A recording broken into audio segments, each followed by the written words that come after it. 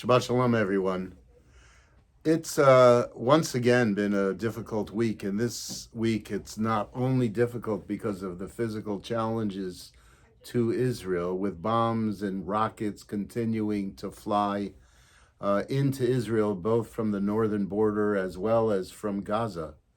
But it's difficult also because of the cynicism of the world court, as Israel's been brought to trial at The Hague for being a genocidal state. It's such a cynical, hostile act, because there's no mention of the fact that Israel went to war because 1,200 people were murdered, were butchered, were raped. People were brought into captivity, and Israel had to defend itself. See, Hamas never changed its tune. It continued to claim that it will destroy all the Jews from river to sea. And until they reached their objective, then they were going to continue. Israel was forced into this war. You know that, and we know that. And so it makes us so upset at the irony that Israel's being brought to the world court for genocide. Now, there's no question that there's been horrific pain that has been applied or has been received by the people of Gaza.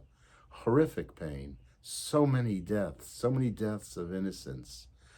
Unfortunately, tragically, that's what happens when there's a war.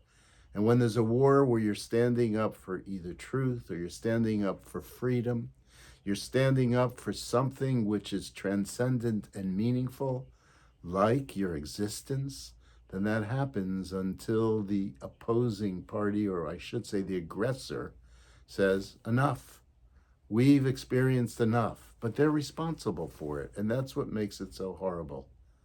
This week we're reading Parshat Vayera, and what we read about are the plagues that were brought by God against the Egyptian.